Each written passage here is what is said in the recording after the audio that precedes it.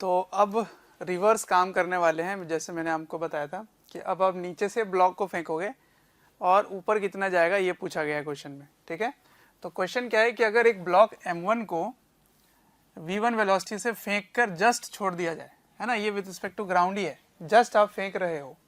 ठीक है, तो आपसे पूछा जा रहा है कि बताओ जब ये इस पर चलेगा तो मैक्सिमम हाइट कितना ऊपर जा सकता है, ये मैक्सिमम हाइट क्या होगी। ठीक है, इसको मैंने h ले लिया, कैपिटल H।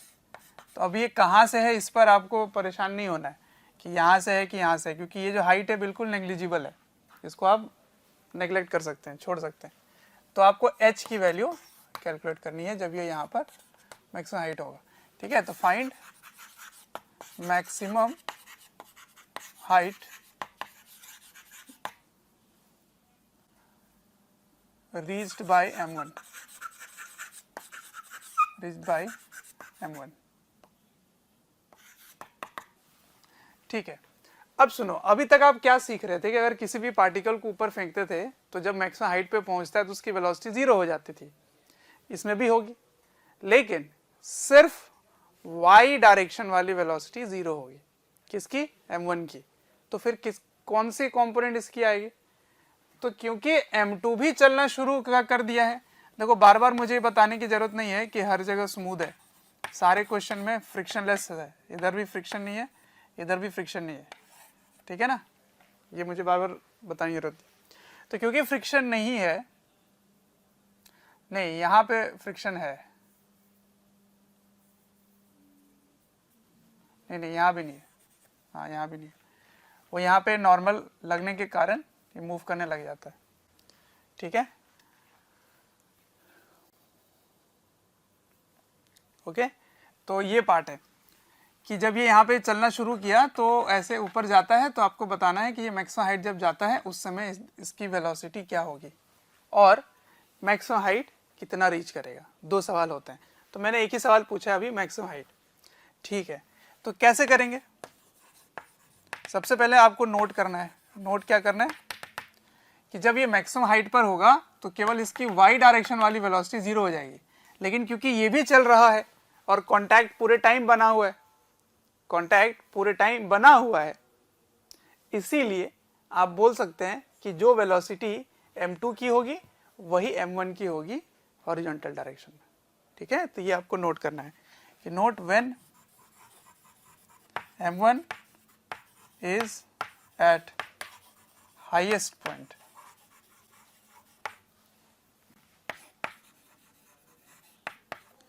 then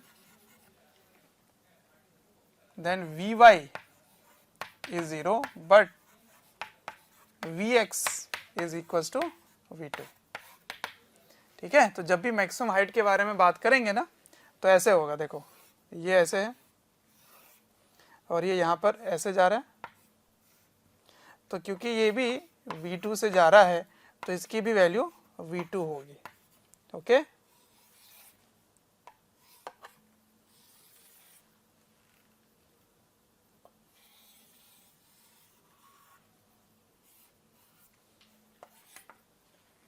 ऐसे, ये आपको ध्यान रखना है जब ये h max पे होगा। तो अब काम कैसे करें, हर बार वही काम करना होता है, एक लीनियर मोमेंटम कंजर्वेशन, एक एनर्जी कंजर्वेशन। ठीक, तो सबसे पहले तो लीनियर मोमेंटम कंजर्वेशन कर लेते हैं, बिकॉज हॉरिजॉन्टल डायरेक्शन में कोई फोर्स नहीं है। ठीक है ना, तो आप P initial equals to P final करेंगे। अब इनिशियल मोमेंटम जीरो नहीं है, अब आपने कितने m1 को v1 से फेंका है।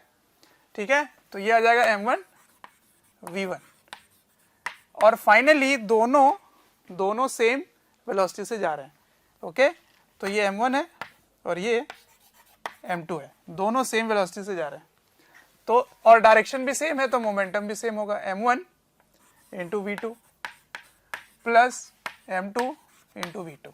इनमें आप v2 को कॉमन ले सकते थे, वैल्यूज गिवन है 4 और 1 गिवन है, तो आप लिख सकते हैं यहाँ पे 1 इंटू 10 हो गया, 1 इंटू v2 हो गया और 4 इंटू v2 हो गया, 4 प्लस 1 5, तो 5/10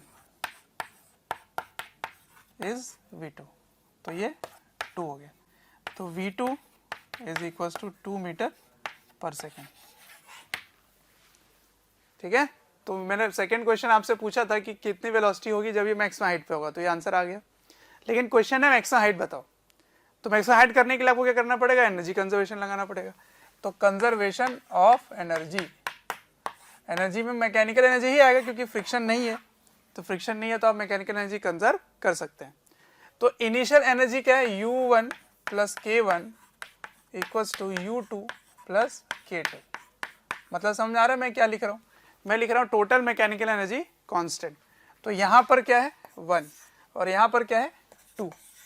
ठीक है, तो इस जगह आपने रेफरेंस ले लिया तो यहाँ पे पोटेंशियल एनर्जी जीरो हो गया, पर kinetic energy half m1 v1 square है, तो ये हो गया जीरो। लेकिन काइनेटिक एनर्जी क्या है, हाफ m1 v1 स्क्वायर। देखो v1 with respect to ground ही है, आप जैसे ही उसको फेंके हो उस समय की वेलोसिटी है। और u2 क्या है, u2 क्या होगा, यहाँ का पोटेंशियल एनर्जी, वो कितना होगा, तो ये हो जाएगा m1 into g into H. ठीक है, प्लस क्या काइनेटिक एनर्जी अब जीरो हो जाएगा इसका, पर मैक्सिमम हाइट पे तो वेलोसिटी जीरो होती है, तो क्या 1 की काइनेटिक एनर्जी जीरो है, नहीं, मैंने कहा था स्पीड देखते हैं, तो इसका एक कंपोनेंट बस ऊपर वाला जीरो है, बट इधर वाला तो है ना, तो वो स्पीड तो दे ही रहा है। तो इसीलिए जब आप काइनेटिक एनर्जी लिखेंगे तो लिखेंगे half m1 v2 square plus half m2 v2 square, दोनों की स्पीड सेम होगी। तो जब वो मैक्सिमम हाइट पे होता है तो साथ साथ चल रहे होते हैं। ठीक है, ये हो गया। अब इसको सॉल्व करते हैं, आ जाओ फटाफट। तो m1 कितना है 1, तो हाफ इंटू 1 कितने वेलोसिटी से जा रहा है 10, तो 10 का स्क्वायर हो गया 100 इक्वल्स टू m1 कितना है 1, तो 1 इंटू जी इंटू एच निकालना है, plus half into 1 into v2 आपने निकाल लिया 2 का square plus half into m2 कितना है 4 और ये कितना था 2 था, तो ये भी 2 का स्क्वायर हो गया 4। तो h केवल रह गया, सॉल्व कर ले। तो आंसर क्या आ रहा है देखो, तो यहाँ से हाफ को कैंसिल कर लेते हैं, तो यहाँ 2 मल्टीप्लाई हो जाएगा। ठीक है, उसके बाद क्या रहा है यहाँ पे 100, और यहाँ ये तो h चाहिए, इसको ले आना है इधर, तो ये कितना हो गया देखो 4, और ये कितना हो गया 16 प्लस 4 20 इधर आके माइनस हो जाएगा, तो 100 माइनस 20 बाई, या चलो बाद में करते हैं, इक्वल्स टू 20h, तो 80 हो गया, तो 80 by 20 equals to h, that is h is equals to 4 metre.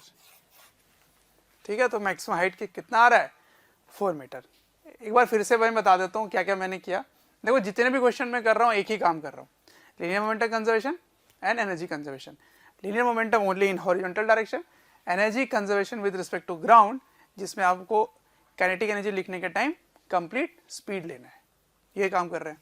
इसमें हमने क्या सीखा, जब ये मैक्सिमम हाइट पर होगा तो केवल इसकी वाई डायरेक्शन की वेलोसिटी जीरो हो जाएगी, बट एक्स डायरेक्शन की वेलोसिटी रहेगी, क्योंकि वो दोनों साथ साथ चल रहे हैं, है ना, वेज कंस्ट्रेंट के कारण, क्योंकि कॉन्टैक्ट बना हुआ है, साथ साथ चल रहे हैं, तो साथ साथ चल रहे हैं, तो दोनों का हॉरिजॉन्टल कंपोनेंट वेलोसिटी का सेम होगा। ठीक है, तो आप अब मोमेंटम कंजर्वेशन लगा दोगे। इनिशियल मोमेंटम की कितना था m1 v1, और फाइनल क्या हो जाएगा, दोनों की वेलोसिटी सेम हो जाएगी और डायरेक्शन सेम है, इसलिए प्लस हो गया दोनों। यहाँ से वेलोसिटी आ गया, किसका आ गया, सेकंड वाले पार्ट का, सेकंड प्लैंक का आ गया वेलोसिटी कितना है। ठीक है, तो अब आपको एनर्जी कंजर्वेशन करना है।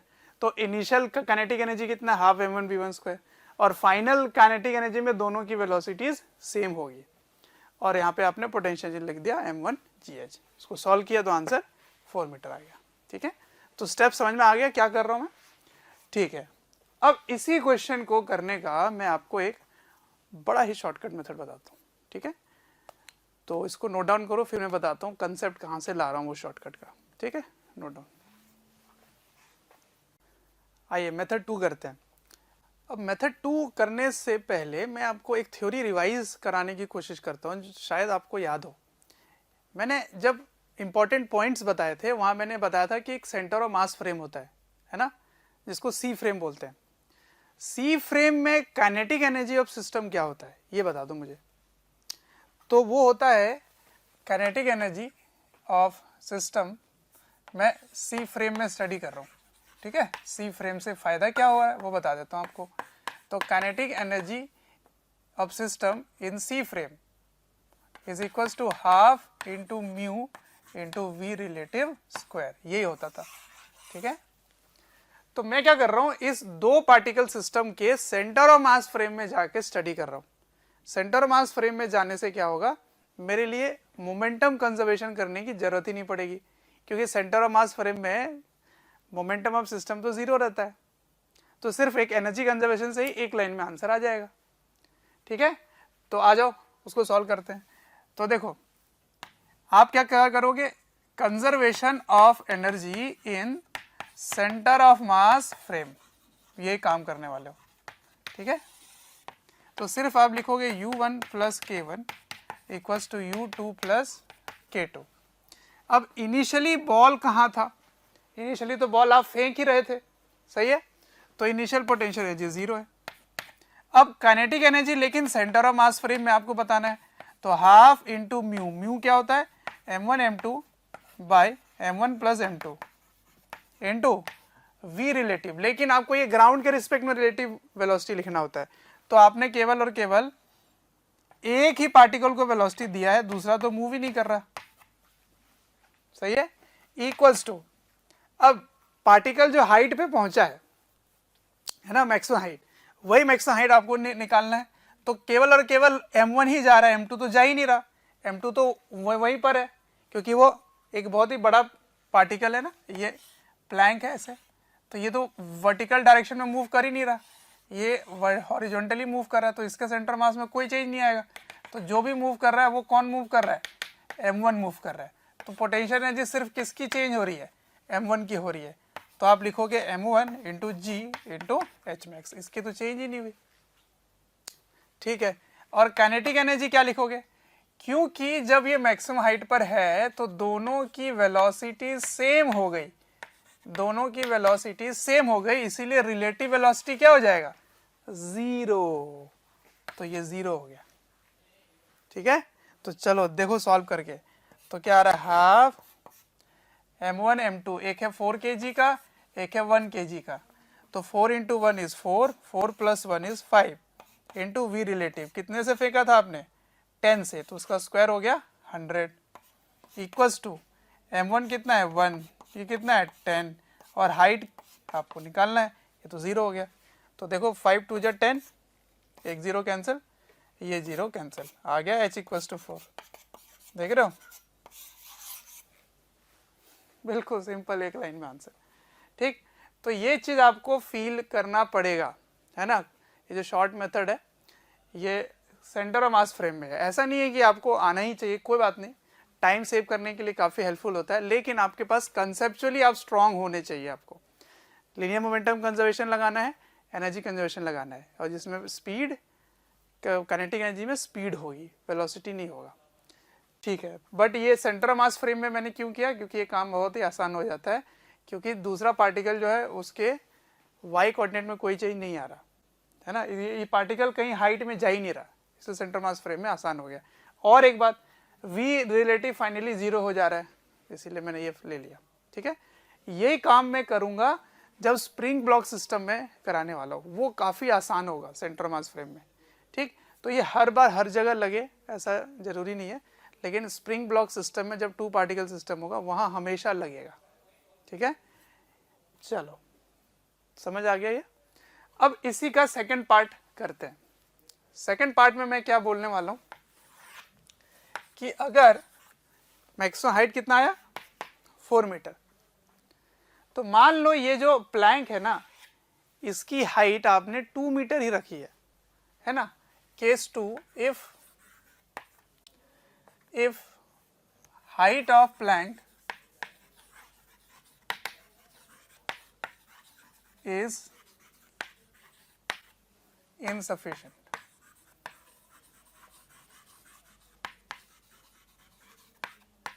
ठीक है, इनसफिशिएंट।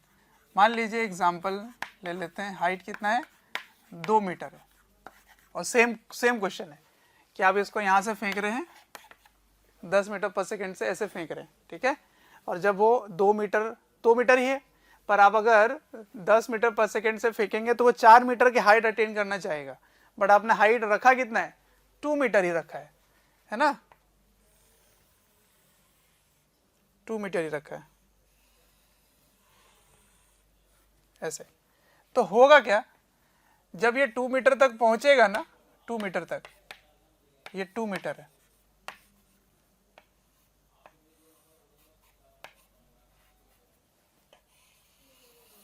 जब ये 2 मीटर तक पहुंचेगा तब इसकी y कॉम्पोनेंट वाली वेलोसिटी अब 0 नहीं होगी, क्योंकि जब वो 4 मीटर जाएगा ना तब 0 होगी। तो 4 मीटर वो जाना तो चाह रहा है, लेकिन इधर अब जगह बचा नहीं, ठीक है, लेकिन इन दैट केस इसकी x वाली जो है वो इसके ऊपर 0 हो जाएगी। x वाली वेलोसिटी रहेगी नहीं, सिर्फ क्या रह जाएगी, केवल y रहेगी। हाँ, x की रहेगी, लेकिन चेंज नहीं होगी। मैं वो कहना चाह रहा था कि इसकी जो x कंपोनेंट वाली वेलोसिटी है vx, ये क्या, ये vx ले लेंगे, इसकी वेलोसिटी क्या हो जाएगी v2 हो जाएगी, लेकिन साथ ही साथ इसकी अब y कंपोनेंट भी रहेगी। यही एक नया पार्ट हो गया। तो ये कैसे मूव करेगा, ये एक प्रोजेक्टाइल की तरह मूव करेगा, ऐसे, ठीक है, ऐसे मूव करेगा। तो क्वेश्चन क्या क्या पूछा जा सकता है, तो पहले पार्ट तो ये समझो कि क्या ये ब्लॉक वापस इसके ऊपर आएगा, क्योंकि अब तो हाइट आपने उतनी रखी नहीं है, तो क्या ये वापस इस पे आएगा, पहला क्वेश्चन। अगर वो आएगा तो तब तक ये m2 कितना डिस्टेंस कवर कर चुका होगा, ये है क्वेश्चन, ठीक है। तो इसको आप कॉपी करो, तब तक मैं इसको क्लीन करके इधर लिखता हूँ। हाँ जी, तो मैं क्या कह रहा था आपको कि अगर इनसफिशिएंट हाइट है, सपोज ये कितना है 2 मीटर, क्वेश्चन में मैंने दे दिया था, ठीक है, और इसको आप फेंक रहे हो वही 10 मीटर पर सेकेंड से, है ना, वही m1 है और ये m2 है, 4 kg वाला 1 kg वाला, सब कुछ वही है। तो अगर आप 10 से फेंकोगे तो वो 4 मीटर हाइट जाना चाहेगा, बट आपने हाइट रखा कितना, ओनली 2 मीटर। तो उससे होगा क्या, उससे ये होगा कि उसकी एक y कंपोनेंट ऑफ वेलोसिटी भी रह जाएगी और वो इससे डिटैच हो जाएगा, यही होगा। तो इसकी x डायरेक्शन में भी वेलोसिटी है, y डायरेक्शन में भी वेलोसिटी है, तो रिजल्टेंट हो गया इधर, तो फिर वो प्रोजेक्टाइल की तरह वो जाएगा। तो यहां तक तो मैंने आपको बताया। अब प्रोजेक्टाइल की तरह जाएगा तो समझना यह है कि क्या पहले ये समझो कि क्या वो m2 में ही जाके गिरेगा, पहला चीज तो ये समझना आपको। तो देखो ये उसके ऊपर तभी गिरेगा जब दोनों के हॉरिजॉन्टल डिस्टेंस सेम टाइम पे सेम कवर हो। इसका मतलब दोनों की हॉरिजॉन्टल वेलोसिटी सेम होनी चाहिए। तो बिल्कुल सही बात है, सेम है कि जब इसकी वेलोसिटी v2 है, इसके बाद चेंज ही नहीं हो रही है, तो ये v2 से आगे बढ़ रहा है और ये भी इधर आगे v2 से ही बढ़ रहा है, इसका मतलब ये इसके ऊपर ही जाके गिरेगा, ठीक है, ऐसे इसके ऊपर ही जाके गिरेगा। तो क्वेश्चन है कि बताओ कितनी डिस्टेंस ये कवर कर लेती है ये m2 plank by the time m1 falls again on m2। यही क्वेश्चन है। क्वेश्चन क्या है कि find horizontal distance,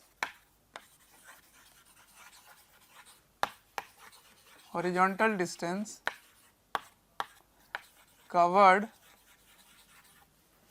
by m2 by the time m1 falls back on it। ठीक है, ये सवाल है। तो ये फील करो क्या होगा, आप इस तरफ फेंकोगे, ये ऊपर जाएगा, इसे हवा में रहेगा, उसके बाद फिर इसके ऊपर ही जाके गिर जाएगा, इसके ऊपर जाकर यहाँ पे गिरेगा, ठीक है, ऐसा है क्वेश्चन। सॉरी, ये हटा दो। थैंक यू डियर स्टूडेंट्स, हमें ढेर सारा प्यार देने के लिए। डेली हज़ारों स्टूडेंट्स हमारे वीडियोस से लाभ उठा रहे हैं, उनको काफ़ी बेनिफिट पहुंच रहा है हमारे वीडियो लेक्चर से। आपसे एक रिक्वेस्ट है कि डिस्क्रिप्शन बॉक्स पे एक लिंक है, उस लिंक को क्लिक करें और अपनी एनरोलमेंट सुनिश्चित करें। और साथ ही जिनको स्टडी मटेरियल या फिर डाउट सेशन चाहिए वो प्रीमियम कोर्सेज़ के लिए भी एनरोल कर सकते हैं, क्योंकि जितनी ऊंचाई इधर है इधर भी तो वही ऊंचाई रहेगी ना। ये ऐसे ठीक है, आ जाओ करते हैं सॉल्व। कंसेप्ट कैसे डेवलप करेंगे कि जो इसके ऊपर अगर इसको गिरना है तो हॉरिजॉन्टल डिस्टेंस उसका रेंज हो जाएगा, है ना। तो ये कैसे निकालेंगे, ये निकालेंगे टाइम ऑफ फ्लाइट से v2 को मल्टीप्लाई कर देना है, तो v2 into time of flight.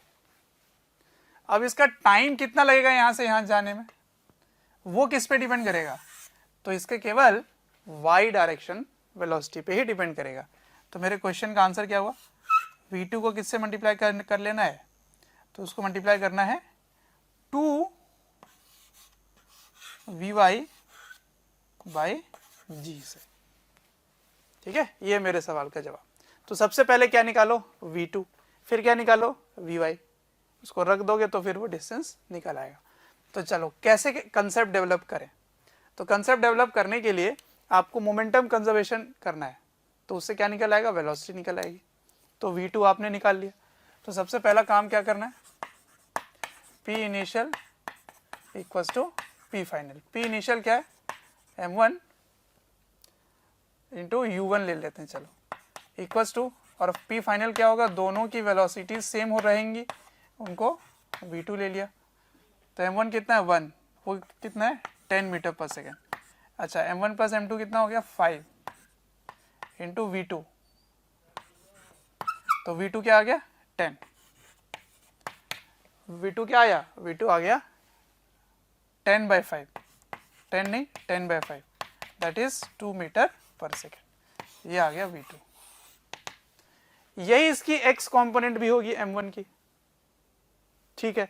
तो ये आ चुका है, अब आपको y चाहिए, तो y कैसे निकालेंगे, उसके लिए आपको क्या करना पड़ेगा, एनर्जी कंजर्वेशन लगाना पड़ेगा।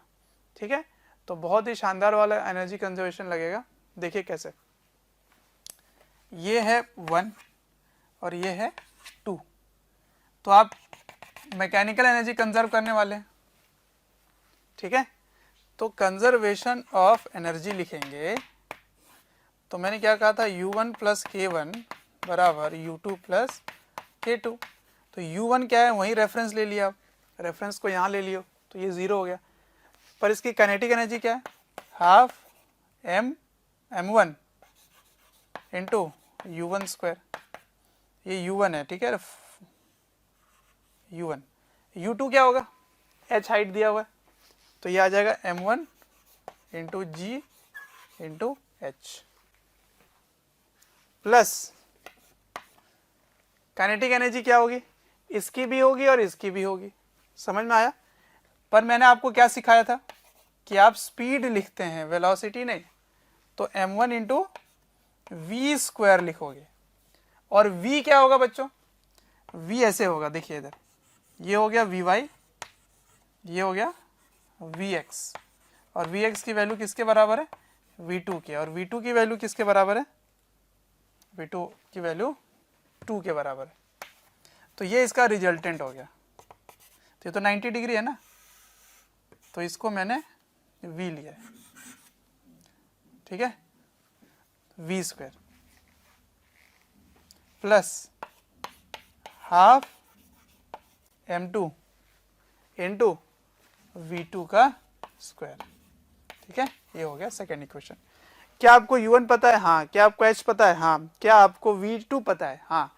तो v में क्या छुपा हुआ है, v में छुपा हुआ है रूट अंडर v2 का स्क्वायर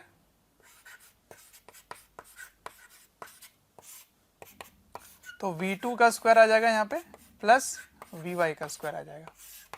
तो v2 का स्क्वायर कितना है, 2 का स्क्वायर, इसको सॉल्व कीजिए, vy निकल आएगा, vy निकल आएगा, वहां पे रख देना तो डिस्टेंस निकल आएगा। आया समझ। तो अभी भी वही काम कर रहा हूँ, मैं स्पीड ले रहा हूँ, लेकिन इस बार इसकी रिजल्टेंट जो है वो 90 डिग्री पे बन रहा है, इसलिए root under v y square plus v x square हो गया। ठीक है, तो चलो इसको सॉल्व करके देखते हैं क्या आंसर आता है। सारे वैल्यूज रख दें। तो u1 कितना था 10, तो 100 हो गया, ये 1 kg है। तो पहले तो हाफ हाफ काट लेते हैं, हाफ तो 2 आके मल्टीप्लाई हो जाएगा, हाफ हाफ कैंसिल हो गए, ये हो जाएगा 100,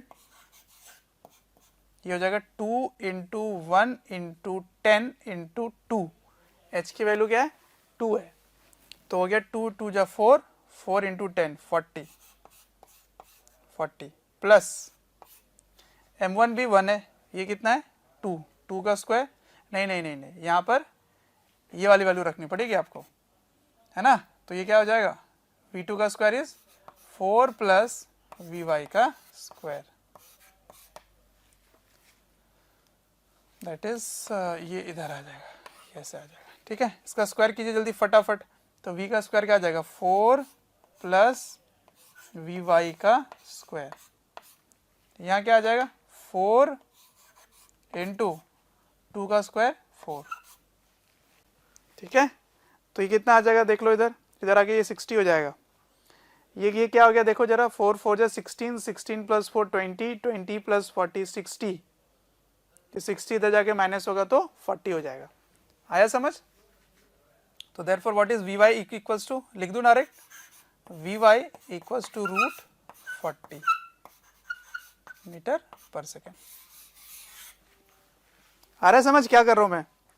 ये 16 हो गया ना, कंप्लीट कितना हो गया 16 प्लस 4 20 प्लस 40 60, 60 100 से माइनस होगा तो 40 होगा, तो वी वाई का स्क्वायर था वो, तो वी वाई इज रूट 40। तो आपके सवाल का जवाब मिल गया है। क्या आंसर होगा, v2 is 2 into 2 into root 40 by 10, ये आ गया। ठीक है, इतना मीटर कवर करेगा। तो इस क्वेश्चन से सीखना क्या आपको, सबसे पहले तो सीखना यह है कि अगर मैक्सिमम हाइट से कम हाइट है किसी ऑब्जेक्ट का, तो उसकी वाई डायरेक्शन में भी वेलोसिटी होगी, तो वो एक प्रोजेक्टाइल बन जाएगा। ठीक है, लेकिन वापस इसी के ऊपर ही गिरेगा, कारण दोनों का हॉरिजॉन्टल वेलोसिटी सेम ही रह रहा है, तो सेम टाइम पे सेम डिस्टेंस कवर वो करने वाले हैं, इसलिए वो वहीं पे जाके गिरता है। समझ में आया। तो ये हो गया वेज और ब्लॉक की कहानी। ठीक है, तो सारे टाइप के क्वेश्चन मैंने ले लिए हैं, इसमें प्रोजेक्टाइल भी आ गया, एनर्जी का कंजर्वेशन, यहाँ पे ध्यान रखना होता है एनर्जी कंजर्वेशन कैसे लगाना है।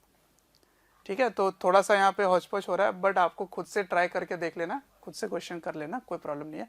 और किसी भी स्टेप में समझ ना आए तो प्लीज़ आप पॉज कीजिए, रिवाइंड कीजिए, फिर से देखिए। ठीक है, चलो अब नेक्स्ट शुरू करते हैं।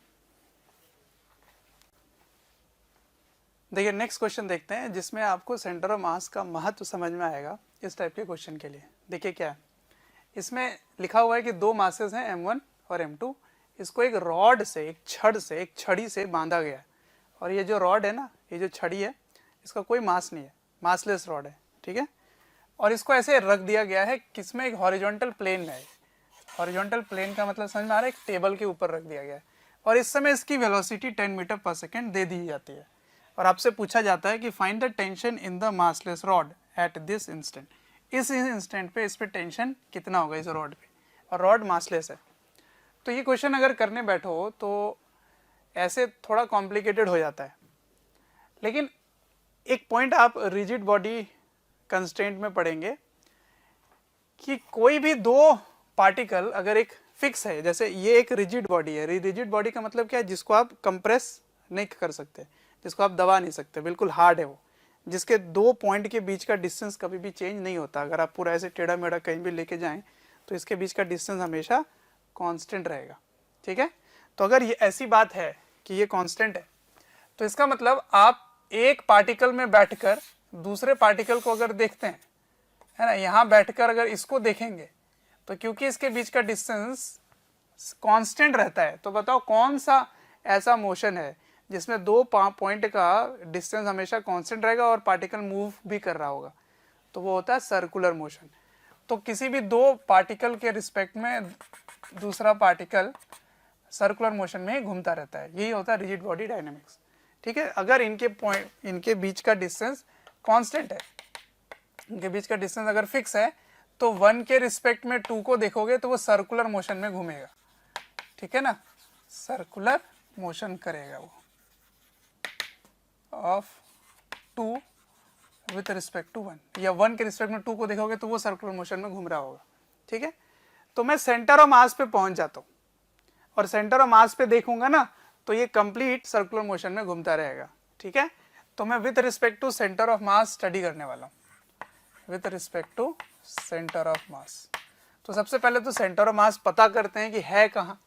ठीक है, तो इस शॉर्टकट जो मैंने बता रखा है वो इसी टाइप के सवालों के लिए ही बता रखा है कि मैं M2 से इसकी डिस्टेंस पता करना चाहता हूँ सेंटर ऑफ मास। ये 2 kg का 1 kg का, तो इसके तरफ रहेगा, तो यहाँ कहीं होगा सेंटर ऑफ मास। मान लेते हैं ये सेंटर ऑफ मास है, तो ये डिस्टेंस क्या लिखोगे, ये लिखोगे R2, क्योंकि M2 है ना। तो M2 के लिए R2 कैसे लिखते हैं, M1 को लेते हैं, M1 by M1 plus M2 into L। सही है, तो चलो R2 लिखते हैं। R2 के लिए M1 क्या है 1, और 1 प्लस 2 कितना हो गया, 2 प्लस 1 हो गया 3 इंटू L। अभी L ही रहने दो, L की वैल्यू 2.4 मैंने इसलिए लिया था। ठीक है, तो L बाई 3 हो गया R2।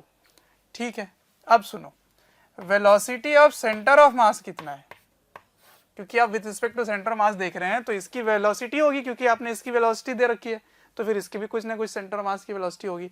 तो वो कैसे लिखेंगे, m1 v1 plus m2 v2 bye m1 plus m2, ये होगा वेलोसिटी ऑफ सेंटर ऑफ मास। क्योंकि 1 चल ही नहीं रहा तो वो 0 हो गया, और 2 का वेलोसिटी 10 मीटर पर सेकेंड है, तो 10 हो गया, divided by m1 plus m2, तो 2 प्लस 1 कितना हो जाता है 3 हो जाता है। तो कितना हो गया ये 20/3 मीटर पर सेकेंड, ये हो गया velocity of centre of mass. तो ये आगे चल रहा होगा, है ना। तो अब आप, मैं डायग्राम बना देता हूँ, अब आप देखो कैसे ये हो रहा होगा।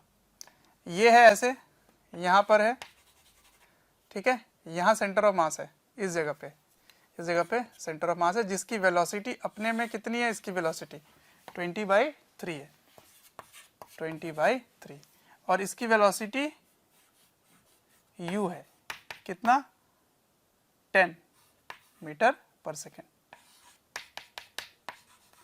ये है m1 और ये है m2, और ये क्या हो जाएगा r2।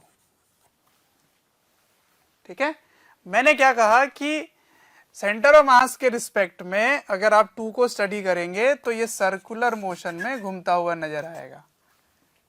ठीक है, तो सर्कुलर मोशन में अगर घूमेगा तो उसकी एंगुलर वेलोसिटी पता कीजिए कितनी होगी।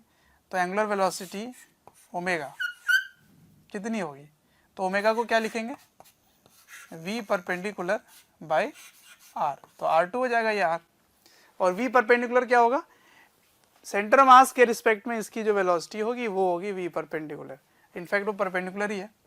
तो है कितना पता कर लेते हैं, तो with respect to centre of mass, with respect to centre of mass velocity क्या होगा 20/3 को माइनस करना पड़ेगा आपको, क्योंकि आप इसके रिस्पेक्ट में स्टडी कर रहे हैं। मैं कंप्लीट लिख देता हूं, तो वेलोसिटी ऑफ 1 है ना, velocity of 1 with respect to centre of mass is equals to velocity of 1 minus velocity of centre of mass. मैंने रिलेटिव मोशन का कंसेप्ट लगा दिया। तो u1 कितना है देखो 10 है, तो u1 इज 10, और v सेंटर ऑफ मास कितना है देखो 20/3, तो ये 20/3 हो गया। तो कितना होगा 30 में से 20 क्या, तो 10/3 मीटर पर सेकेंड। किसकी वैल्यू हो गई, सेंटर ऑफ मास के रिस्पेक्ट में 2 की वेलोसिटी आ गई। तो अब फ्रेश डायग्राम में बना देता हूं, ये है सेंटर ऑफ मास,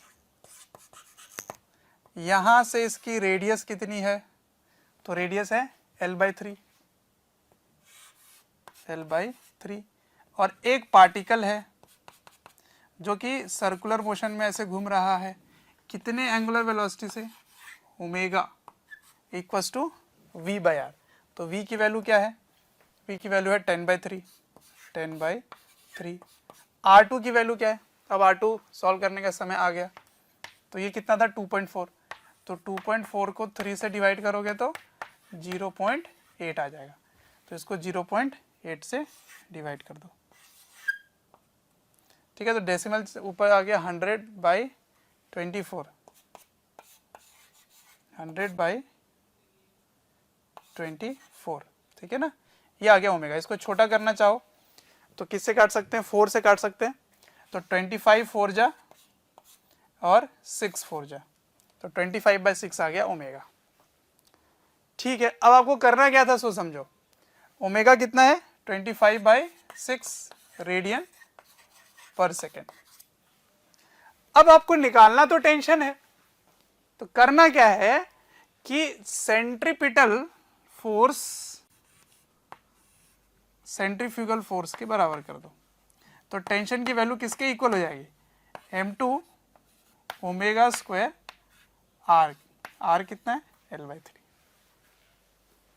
आया समझ, यहाँ mg नहीं लगेगा क्योंकि ये हॉरिजॉन्टल प्लेन है ना, यहाँ पे टेबल के ऊपर है, तो इसीलिए mg नहीं आएगा, हॉरिजॉन्टल प्लेन। तो इस टाइप के क्वेश्चन करने के लिए आप क्या करोगे, सेंटर मास पे पहुंच जाना, सेंटर मास के रिस्पेक्ट में सर्कुलर मोशन होगा, फिर t equals to m omega square r आ जाएगा, तो t equals to m2 omega square L/3।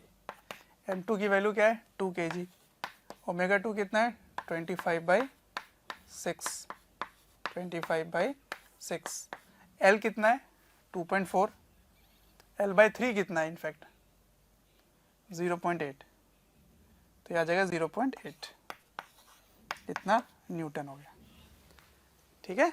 ऐसे करना है। तो सीखना क्या है इसमें, मैं फिर से एक बार समराइज कर देता हूं फटाफट, काम यहां से शुरू करना है कि इतने बड़े चीज में टेंशन निकालने के लिए सिंपल मैं इसके सेंट्रीफ्यूगल फोर्स के बराबर कर दूंगा m ओमेगा स्क्वायर r2 के। तो आपको क्या चाहिए, ओमेगा चाहिए। ओमेगा कैसे लिखेंगे आप, तो v/r से, v क्या होगा with respect to centre of mass, with respect to centre of mass ही होगा v परपेंडिकुलर, क्योंकि आप सेंटर मास फ्रेम में देखेंगे तो सर्कुलर मोशन में घूमता हुआ न नजर आएगा। आप सेंटर मास पे बैठ गए और आप क्या देख रहे हो, पूरा वो सर्कल में घूम रहा है, ठीक है। तो आपको ओमेगा चाहिए, ओमेगा कैसे आपने निकाला, तो ओमेगा निकाला v/r से, ये आप सीधा भी कर सकते तो mv²/r। तो v क्या करना है, पहले v पता करना है सेंटर मास फ्रेम में, तो उसके लिए मैंने क्या किया, वेलोसिटी ऑफ सेंटर मास पहले निकाला और फिर सेंटर मास में बैठ के इसकी रिलेटिव वेलोसिटी निकाल ली, तो 10 में से सेंटर मास की वेलोसिटी को माइनस कर दिया, ठीक है, ये आ गया आंसर। उसके बाद simple m omega square r कर दिया क्योंकि मैंने ओमेगा निकाल लिया, ओमेगा नहीं भी निकालते तो mv²/r भी करते तो वही आंसर आता, ठीक है ना। तो करना यही है कि सेंटर ऑफ मास में बैठ जाना है, फिर सेंटर ऑफ मास के रिस्पेक्ट में देखना है कि पार्टिकल की वेलोसिटी क्या होगी, फिर उसमें बैठ के जब देखोगे तो पार्टिकल जो है वो सर्कुलर मोशन में घूम रहा होता है, तो आप टेंशन को सेंट्रीफ्यूगल फोर्स के बराबर कर देते हो, बस यही काम है, ठीक है। तो इसलिए सेंटर ऑफ मास फ्रेम से स्टडी करना आसान पड़ता है। चलिए फिर अब नेक्स्ट शुरू करेंगे स्प्रिंग ब्लॉक सिस्टम, ओके। तो यहाँ तक वेज ब्लॉक वगैरह सब कुछ, मोमेंटम कंजर्वेशन वगैरह सब कुछ यहाँ पे खत्म हो जाता है, ओके। फिर स्प्रिंग ब्लॉक सिस्टम शुरू करेंगे। तो आइए बच्चों, अब डिफरेंट भाग में एक अलग ही हिस्से में पहुंचते हैं जो है स्प्रिंग ब्लॉक निकाय, स्प्रिंग ब्लॉक सिस्टम, ठीक है। इसके बारे में पढ़ते हैं क्या क्या बातें यहाँ होंगी। तो देखिए, सबसे पहले तो दो पिंड होंगे, ऐसे दो ब्लॉक्स होंगे, ठीक है। एक M है यहाँ पर और यहाँ पर स्प्रिंग लगा होगा जिसमें दूसरा ब्लॉक होगा 2M मान लेते हैं इसको, ठीक है। अब इसको आप वेग दे देंगे, तो इसको v वेग से आपने इधर दे दिया और इसको 2v वेग से ऐसे इसको खींच दिया, ऐसे वेग दे दिया, ठीक है। तो इसमें क्या क्या होगा ये आपको समझना है। तो सबसे पहले तो देखना है कि ये किस प्रकार से चलेगा, इसकी गति कैसी होगी, पहले तो ये देखना है, ठीक। तो इसको आप पता जब करते हैं तो आपको ये समझ आता है कि यहाँ जैसे ही आगे बढ़ रहा है, ये इसकी आगे बढ़ने की जो दर है वो कम है। प्यारे बच्चों, जब मैं कमेंट सेक्शन में जाता हूँ तो कुछ ऐसे लाइन हैं, कुछ ऐसे कमेंट्स हैं जो काफ़ी कॉमन है, और वो ये हैं कि सर एक इस चैप्टर का इस टॉपिक के बारे में वीडियो बना दें, या इस टॉपिक को थोड़ा सा इलेबोरेट करके समझा दें। तो प्यारे बच्चों, मैं आपसे रिक्वेस्ट करना चाहता हूँ कि सबसे पहले तो हमारे चैनल को सब्सक्राइब करें और बेल आइकन को हिट करें। इससे क्या होगा कि कोई भी नोटिफिकेशन आप मिस नहीं करेंगे। मैं ये इसलिए कह रहा हूँ क्योंकि जिस टॉपिक के बारे में आप पूछ रहे होते हैं या आप रिक्वेस्ट कर रहे होते हैं, वो हमारे चैनल्स में ऑलरेडी वीडियोज़ हैं। आप अगर चैनल विज़िट करेंगे तो प्लेलिस्ट भी बने हुए हैं, और प्लेलिस्ट से आप अपने जो डिमांड है, जो आपके पर्टिकुलर टॉपिक्स हैं, उनको आप विज़िट करके पढ़ सकते हैं। इसके आगे बढ़ने का दर जो है वो ज़्यादा है, तो क्या ये इधर ही जाता रहेगा? और स्प्रिंग खींच रहा है तो वापस भी तो लाएगा स्प्रिंग, तो कैसा होगा ये? इसकी गति किस प्रकार होगी?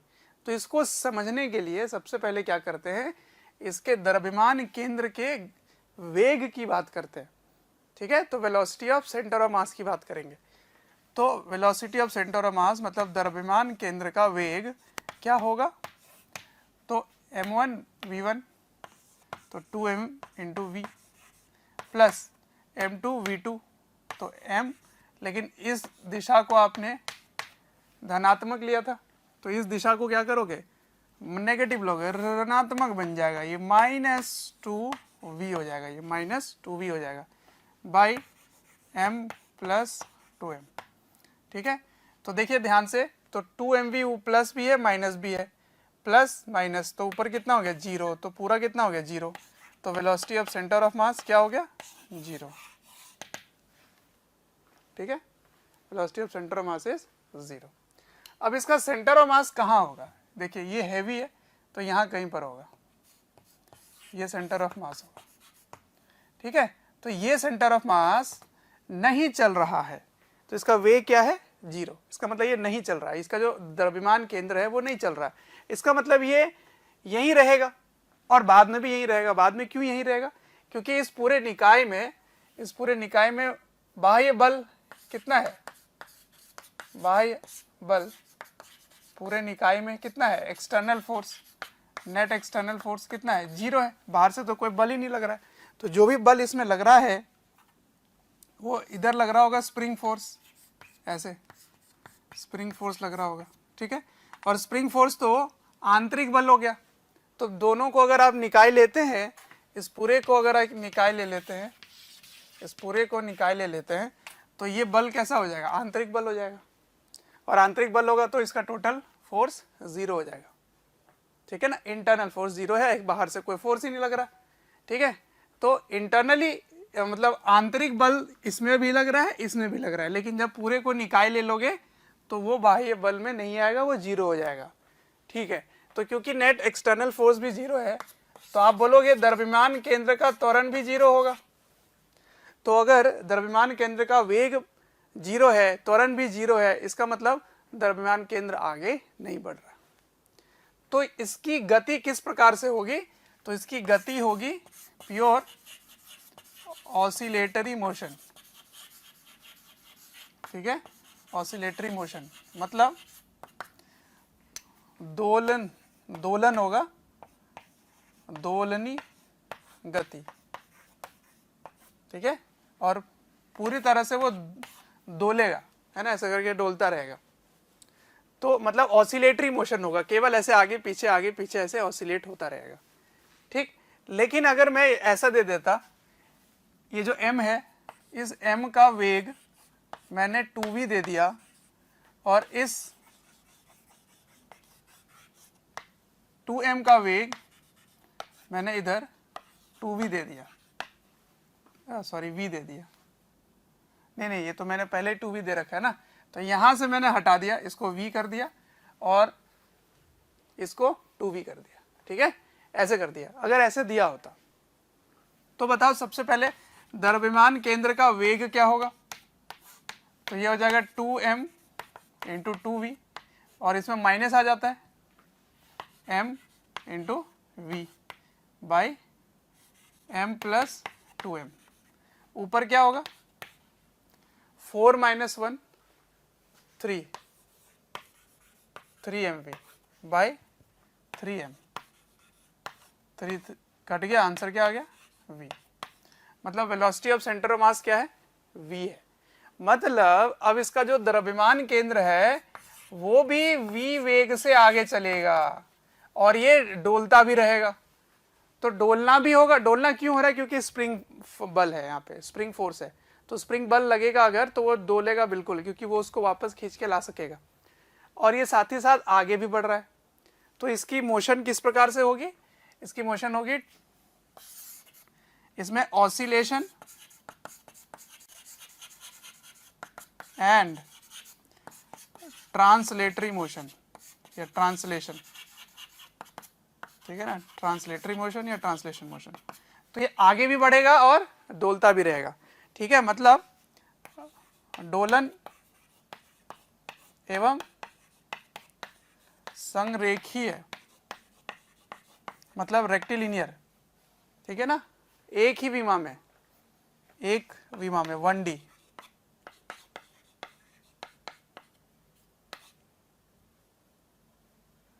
एक विमा में गति होगी, ठीक है। तो डोलन भी होगा और संरेखीय एक विमा में गति, मतलब translatory motion, rectilinear 1D motion होगा, ठीक है। तो वो आगे भी बढ़ेगा और डोलता भी रहेगा। तो मैं अब बताता हूं किस प्रकार होगा। ये हो गया डोलना और ये आगे भी बढ़ रहा है, देखो ऐसे, ठीक है। इस प्रकार से इसकी गति होगी।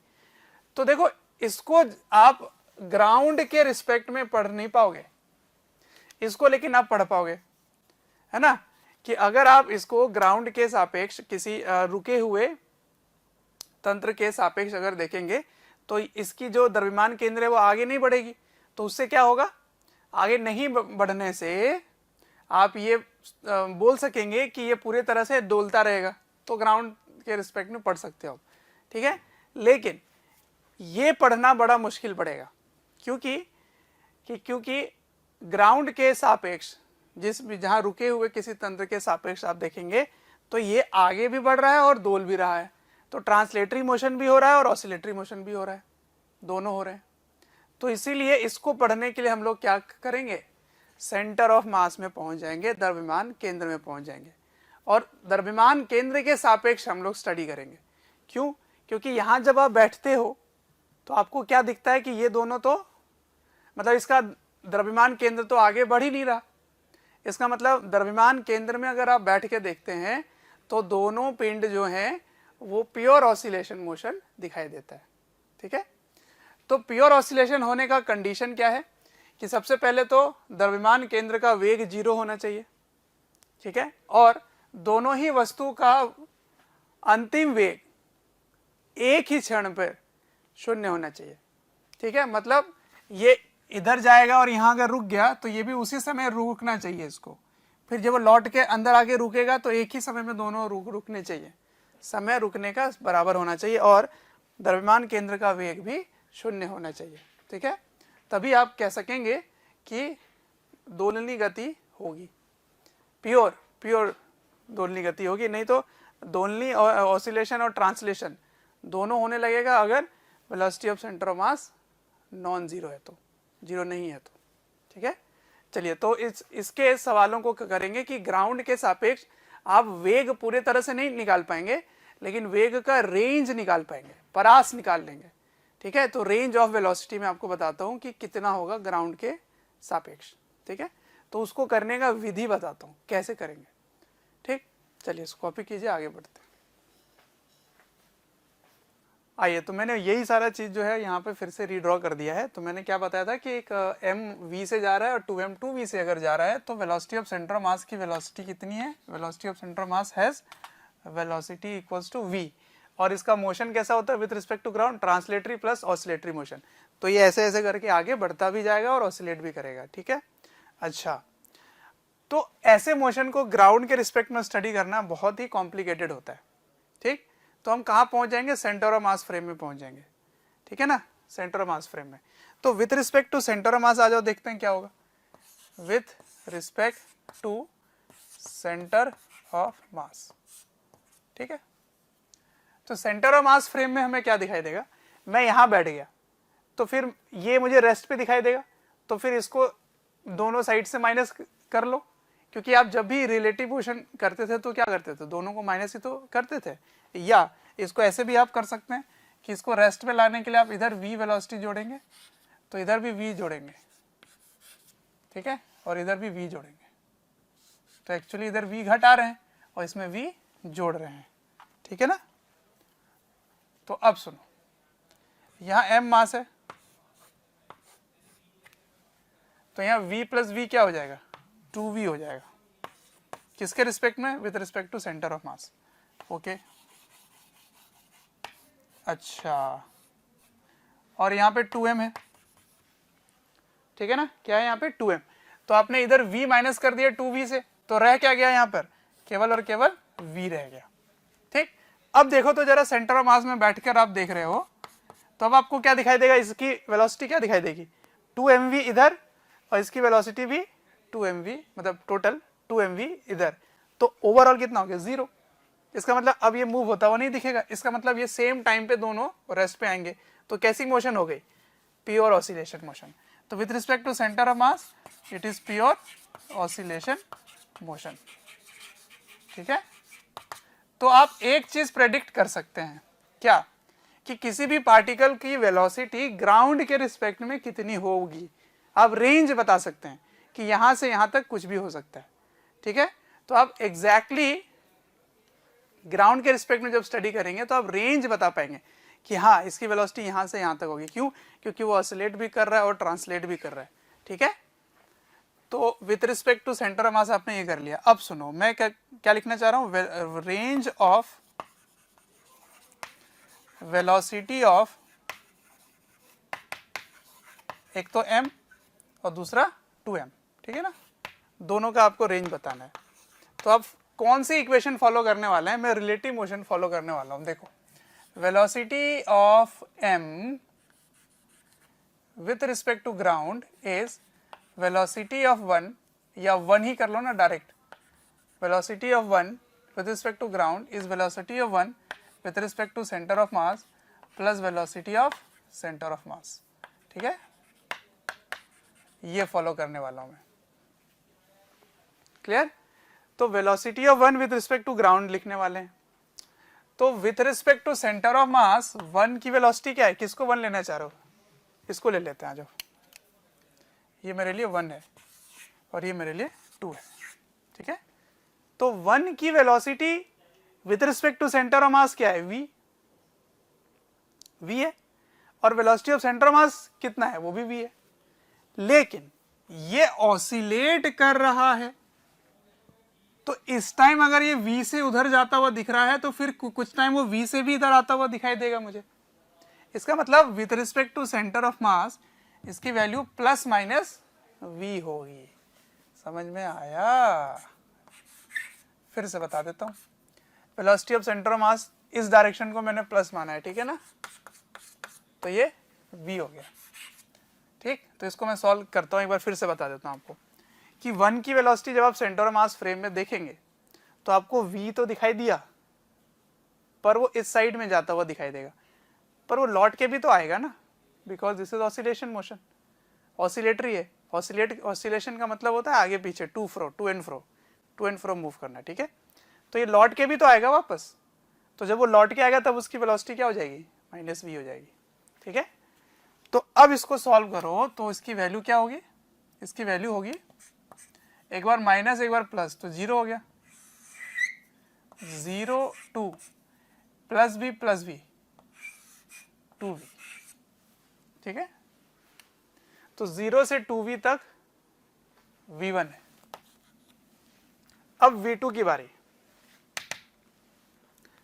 ठीक है, तो ये इसकी रेंज हो गई। What is the range of velocity of m, 0 to 2v, ये आ गया आपका आंसर, ठीक है।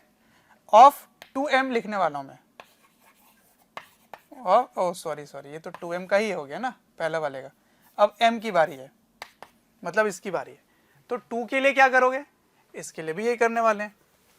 Velocity of 2 is velocity of 2 with respect to centre of mass plus velocity of centre of mass, vector है ये, अच्छा कहीं इस पे कंफ्यूजन तो नहीं हो रहा है, ये मैंने कैसे लिखा, इस पे भी हो रहा है क्या?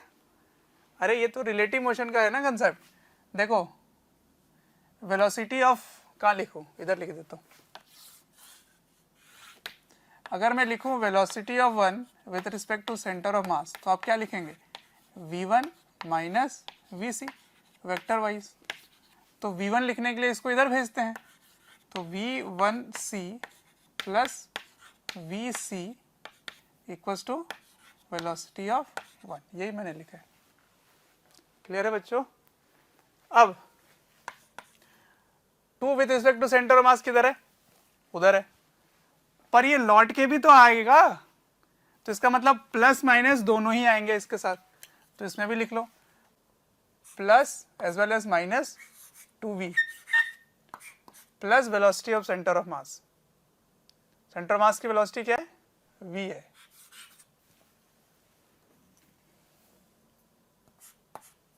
ठीक है, तो एक बार सॉल्व करो, एक बार माइनस रखो, तो माइनस रखने पे क्या आएगा, माइनस वी आएगा।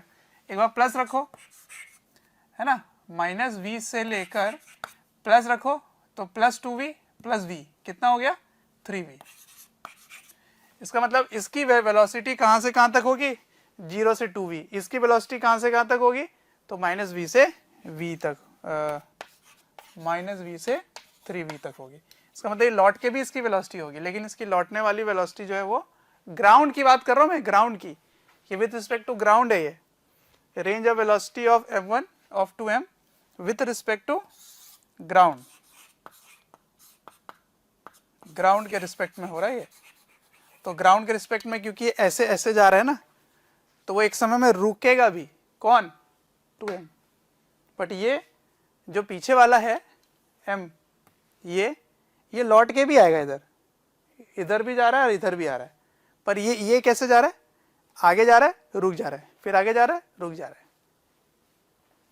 Because of this value 2v and v। ठीक है, तो मैं इस क्वेश्चन को प्रैक्टिस करवाता हूँ आपको, कुछ कुछ वेलोसिटी दे देता हूँ और मैं पूछता हूँ कि बताओ ग्राउंड के रिस्पेक्ट में दोनों की वेलोसिटीज क्या होंगी। तो आप ग्राउंड के रिस्पेक्ट में डायरेक्ट ऐसे गेस नहीं कर पाएंगे, तो आपको क्या करना पड़ेगा, सबसे पहले आपको कहाँ जाना पड़ेगा, सेंटर ऑफ मास पे। सबसे पहले सेंटर ऑफ मास की वेलोसिटी निकालनी पड़ेगी, फिर सेंटर ऑफ मास के रिस्पेक्ट में उसकी वेलोसिटी निकालनी पड़ेगी, और इसको प्लस माइनस करना पड़ेगा आपको। ठीक है, यही इसका शॉर्टकट है। ठीक, यही इसका स्टेप्स है।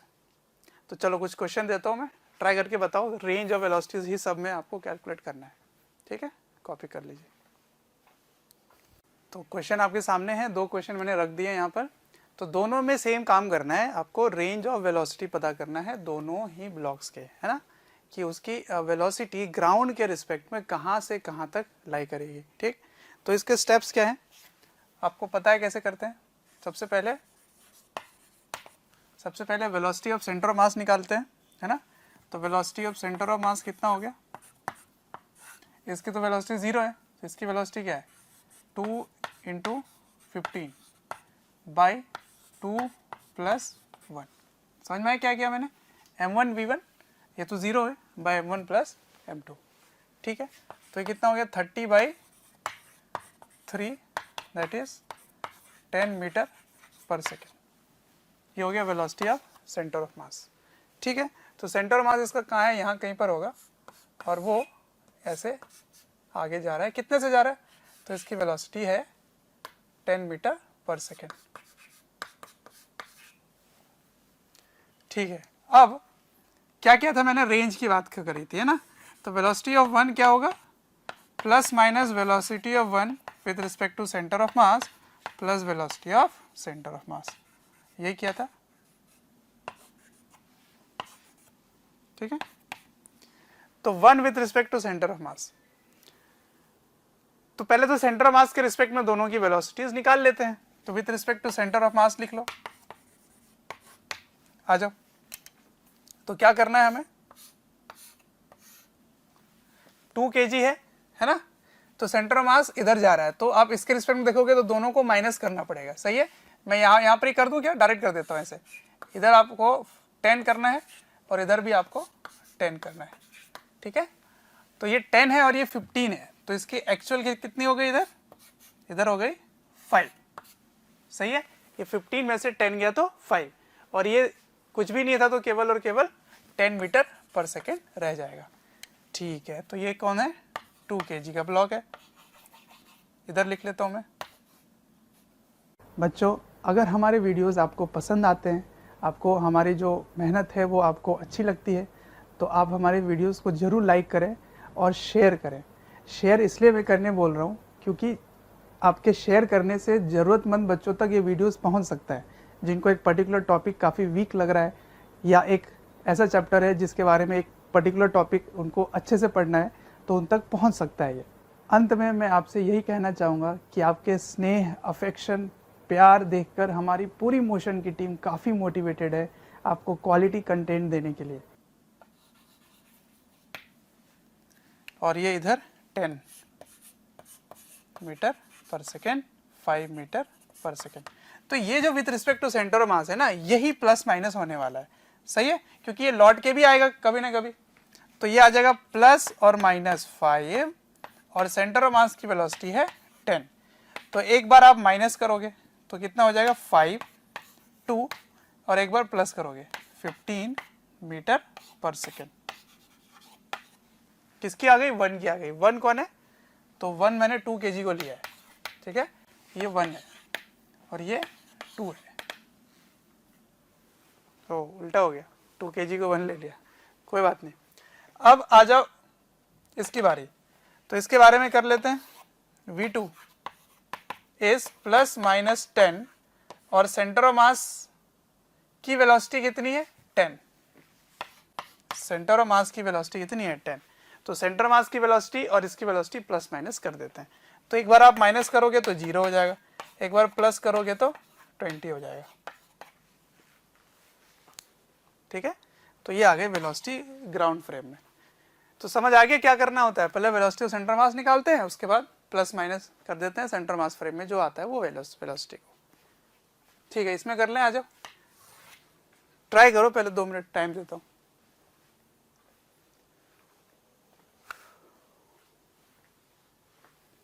कर लिया, चलो आओ। सबसे पहले velocity of centre of mass, velocity of centre of mass कितना होगा, अब दोनों की डायरेक्शन ऑपोजिट है तो इधर मैं प्लस ले लेता हूँ, ठीक है।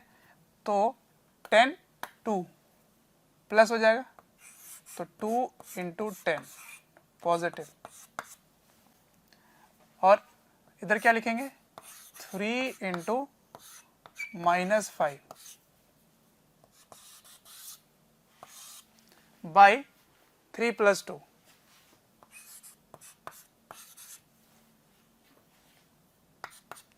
तो ये कितना हो गया 20, और ये कितना हो गया 15।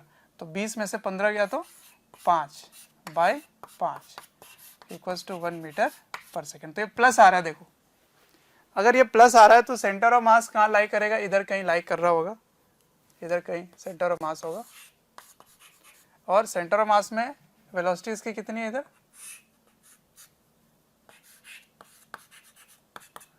इज 1 मीटर पर सेकेंड, ठीक है।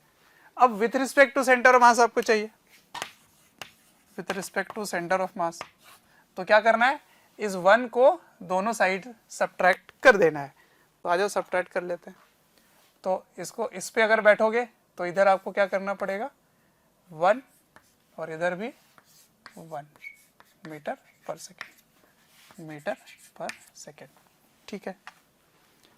तो ये क्या हो जाएगा, with respect to centre of mass 6 हो जाएगा, ओके।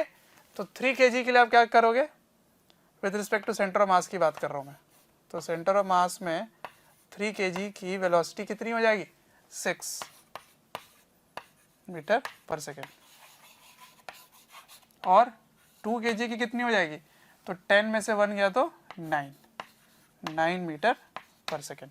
तो यही वैल्यू प्लस माइनस होता है क्योंकि वो लौट के भी आएगा, और सेंटर ऑफ मास की वेलोसिटी कितनी है, 1 है। तो आप लिखेंगे with respect to ground, range कितना हो गया, रेंज ऑफ वेलोसिटी किसकी, 3 kg की, 3 kg की, क्या लिखोगे, इसको प्लस माइनस करोगे प्लस माइनस 6 और इसको सेंटर ऑफ मास की वेलोसिटी से जोड़ दोगे। तो एक बार माइनस होगा तो -5 हो जाएगा और एक बार प्लस होगा तो 7 हो जाएगा मीटर पर सेकेंड। ठीक है ना। अब 2 kg का देख लो, 2 kg का, तो 2 kg के लिए क्या करोगे, 2 kg का 9 है तो प्लस माइनस 9 और क्या जोड़ना है इसमें, 1 को जोड़ना है। तो क्या आ गया देखो बच्चों, प्लस एक बार माइनस लोगे तो -8 से लेकर +10 तक मीटर पर सेकेंड। तो ये हो गई रेंज ऑफ वेलोसिटीज। ठीक, तो पहला हिस्सा जो फर्स्ट पार्ट है स्प्रिंग ब्लॉक सिस्टम का, उसमें हमने ये सीखा कि अगर दो ब्लॉक्स को डिफरेंट वेलोसिटीज देकर किसी भी डायरेक्शन में छोड़ दें तो वो हो सकता है कि वो प्योर ऑसिलेट करे या ऑसिलेट प्लस ट्रांसलेट करे। तो प्योर ऑसिलेट करने का कंडीशन क्या है, velocity of centre of mass 0 होना चाहिए और सेम टाइम पे दोनों ही ब्लॉक्स एक्सट्रीम पॉइंट पे होंगे, दैट इज सेम टाइम पे दोनों ही ब्लॉक्स की वेलोसिटी 0 होगी, तब वो प्योर ऑसिलेट करेगा। अगर velocity of centre of mass 0 नहीं है तो translation as well as oscillation होगा, तो वो ऐसे ऐसे ऐसे आगे बढ़ेगा। तो आप ग्राउंड के फ्रेम में उसकी रेंज ऑफ वेलोसिटी बता सकते हैं कि हाँ उस ब्लॉक की वेलोसिटी यहाँ से यहाँ तक जाएगी, ये बता सकते हो। और उसका मेथड ये रहा। क्या करना है, सबसे पहले वेलोसिटी ऑफ सेंटर मास निकालना है, फिर with respect to centre mass दोनों की वेलोसिटी लेनी है और with respect to centre mass को प्लस माइनस करना है सेंटर मास की वेलोसिटी से। ठीक है, तो ये थी first part spring block system की। ठीक, अब नेक्स्ट पार्ट देखते हैं। चलिए अब नेक्स्ट टाइप के क्वेश्चन की तरफ बढ़ते हैं स्प्रिंग ब्लॉक सिस्टम में। ठीक है, इस बार क्या है कि वेलोसिटी तो दी गई है, लेकिन इस बार स्प्रिंग के बारे में पूछा जाएगा आपसे। ठीक है, तो स्प्रिंग का जो K है वो ले लेते हैं 100 न्यूटन पर मीटर। ठीक है, और इसका मास ले लेते हैं 4 kg और इसका मास ले लेते हैं 2 kg। ठीक है, अपनी कन्वीनियंस के लिए। अब सुनो, पहले सीरीज ऑफ स्टेप्स समझते हैं, सीरीज ऑफ एक्शन समझते हैं कि क्या क्या हो रहा होगा। ठीक है ना, कौन कौन से इवेंट्स हो रहे होंगे, कौन कौन सा काम हो रहा होगा वो समझते हैं। बिल्कुल फील करो, स्प्रिंग के साथ आप भी खेले होगे। ठीक है, तो देखो नीचे में कोई भी फ्रिक्शन नहीं है ग्राउंड से, इसीलिए मैंने ग्राउंड नहीं बनाया है ना, और पूरे टाइम फ्रिक्शन नहीं रहेगा अभी जितने भी क्वेश्चन करने वाले हैं, तो बार बार मुझे ये बताने की जरूरत नहीं होनी चाहिए। ठीक है, सुनो, जैसे ये आगे बढ़ना शुरू होगा वैसे ही स्प्रिंग जो है वो खींचना शुरू हो जाएगी, है ना, इलोंगेशन आना शुरू हो जाएगा। तो अभी मान लेते हैं ये इसकी नेचुरल लेंथ है L0, इसकी नेचुरल लेंथ है। अब जैसे ही आगे बढ़ना शुरू होगा वैसे ही इसमें एक स्प्रिंग फोर्स लगने लगेगा, है ना, कुछ समय बाद ये ऐसे, और यहाँ पर स्प्रिंग फोर्स लगेगा पीछे की ओर। ठीक है, ये M2 है और इसमें पीछे लगेगा और इसमें आगे की ओर लगेगा, ये बात भी पता है आपको। ठीक है, ऐसे थोड़ा छोटा बना लेते हैं। इसमें स्प्रिंग फोर्स आगे की ओर लगेगा, ये बात तो आपको पता ही है कि स्प्रिंग फोर्स दोनों में ऐसे लगता है। ठीक है, अब आप अपने मैकेनिक्स, अपने जो काइनेमेटिक्स और जो एनएलएम पढ़ा है आपने, उसके बेसिक्स यहाँ पे आपको लगाने हैं। समझना ध्यान से, क्या क्या आपको यहाँ पे दिखाई दिया कि यहाँ पे स्प्रिंग जो है वो इलोंगेट होना शुरू हो गया है, ये खिंच गया। तो क्योंकि ये खिंच गया इसीलिए दोनों में स्प्रिंग फोर्स आ गया। ठीक है, अब समझो ध्यान से, ये जो M2 है ना, M2 इसकी वेलोसिटी है राइट के तरफ लेकिन फोर्स है लेफ्ट के तरफ। तो क्योंकि फोर्स पीछे है और वेलोसिटी आगे, तो ऐसे केस में एक्सेलरेशन पीछे होगा और वेलोसिटी आगे, तो ब्लॉक की क्या होगी, रिटार्डेशन शुरू हो जाएगी। और रिटार्डेशन का क्या मतलब होता है कि इसकी स्पीड जो है वो कम होने लग जाएगी, है ना, इसकी मैग्नीट्यूड ऑफ वेलोसिटी कम होने लगेगी। तो इसकी वेलोसिटी धीरे धीरे कम होने लगेगी और इसकी वेलोसिटी 0 थी पहले। तो क्योंकि स्प्रिंग फोर्स आगे लग रहा है तो ये जो m1 ब्लॉक है ये भी आगे मूव करने लग जाएगा, क्योंकि आपने फोर्स लगाया और वेलोसिटी 0 थी तो वो एक्सीलरेट करने लग जाएगा, वेलोसिटी बढ़ने लग जाएगी।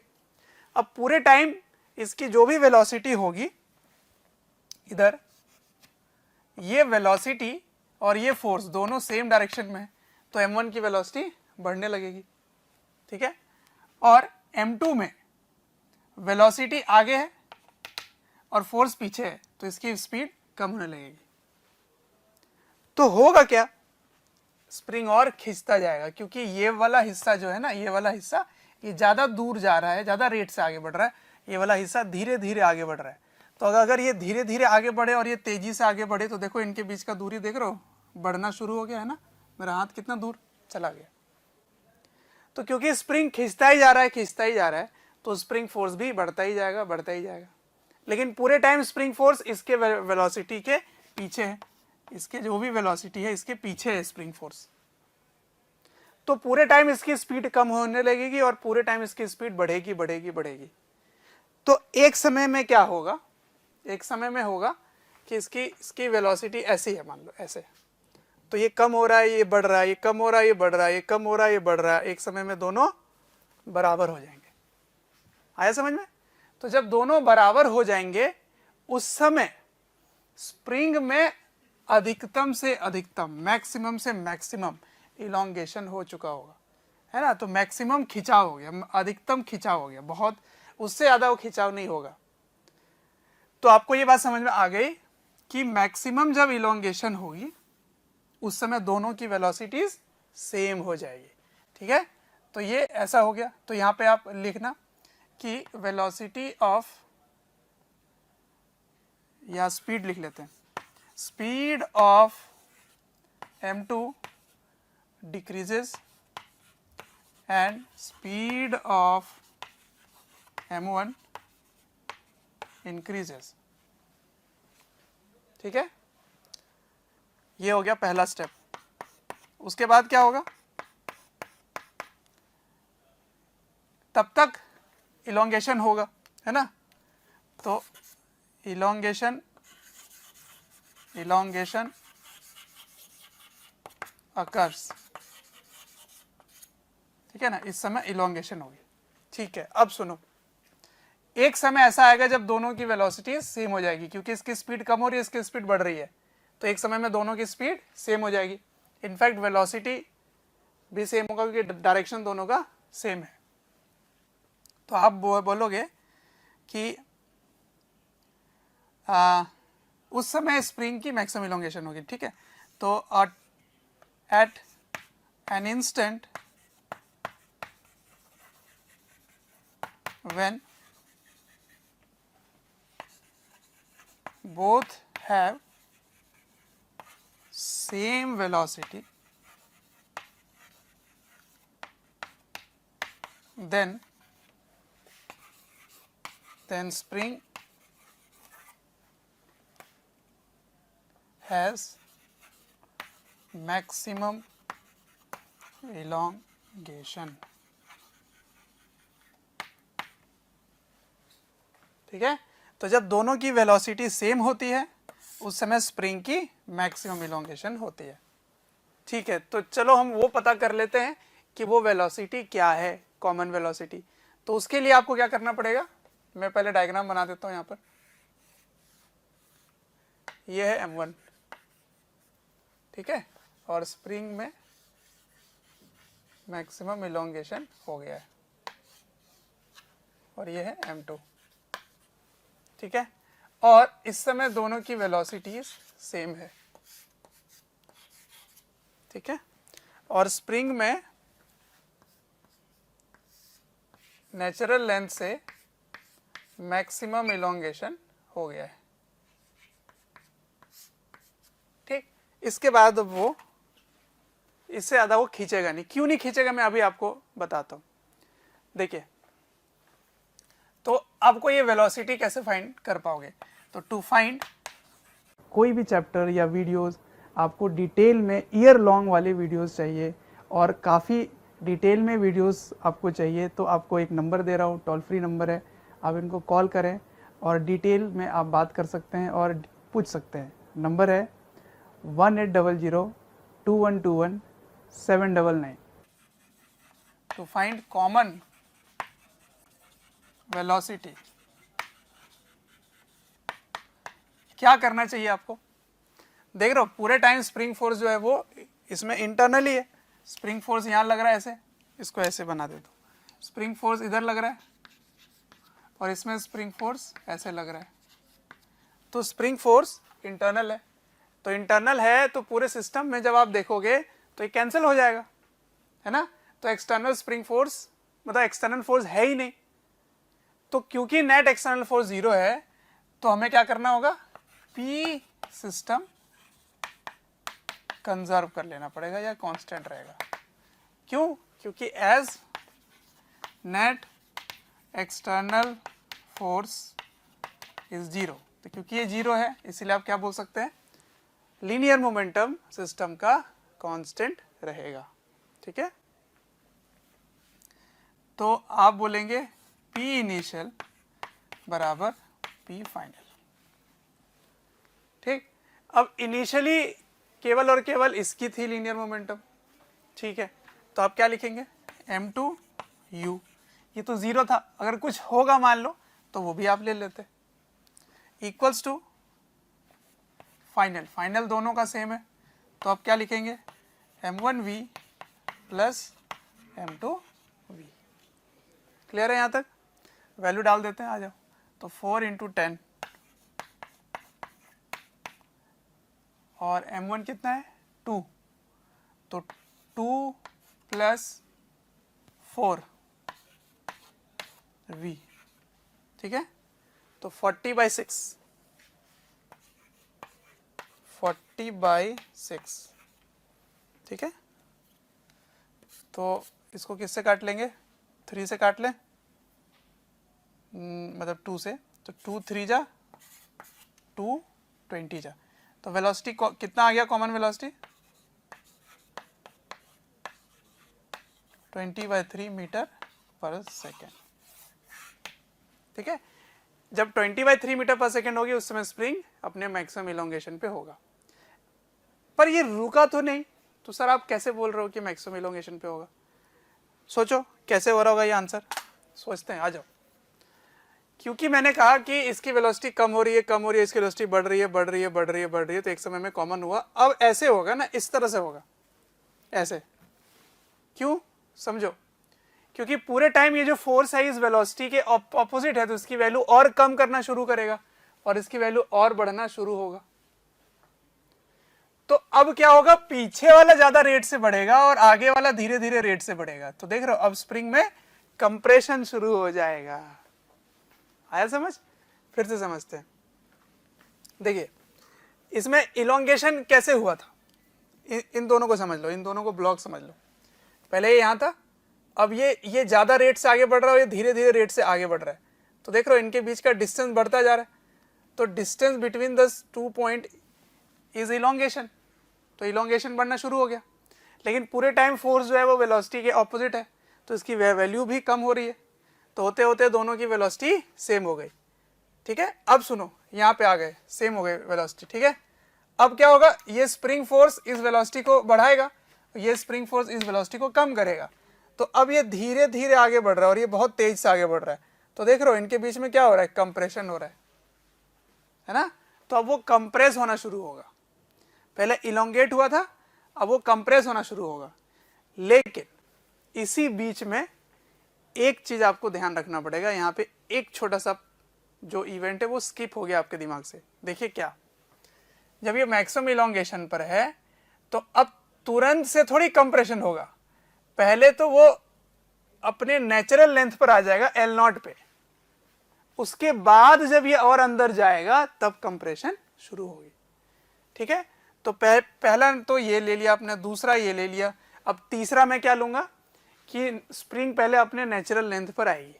ठीक है ना, तो मैक्सिमम इलोंगेशन के बाद फिर अब धीरे धीरे होगा, लेकिन अभी भी इलोंगेटेड स्टेट में ही रहेगा, तुरंत से कंप्रेशन नहीं होगा, ये ध्यान रखना। उसके बाद अपने नेचुरल लेंथ पर आएगा, स्प्रिंग अपने नेचुरल लेंथ पर पहुंचने वाली है। तो उस समय दोनों की वेलोसिटीज डिफरेंट होंगी, क्योंकि उसमें जो फोर्स है वो इसको इसी डायरेक्शन में लग रहा है पर इसके ऑपोजिट डायरेक्शन में लग रहा है, तो इसकी वैल्यू कम होगी, इसकी वैल्यू ज़्यादा होगी, तो दोनों की वेलोसिटीज डिफरेंट होंगी जब अपने ये नेचुरल लेंथ पे होगा। तो नेक्स्ट जो क्वेश्चन या फिर आप समझ लो स्टेप,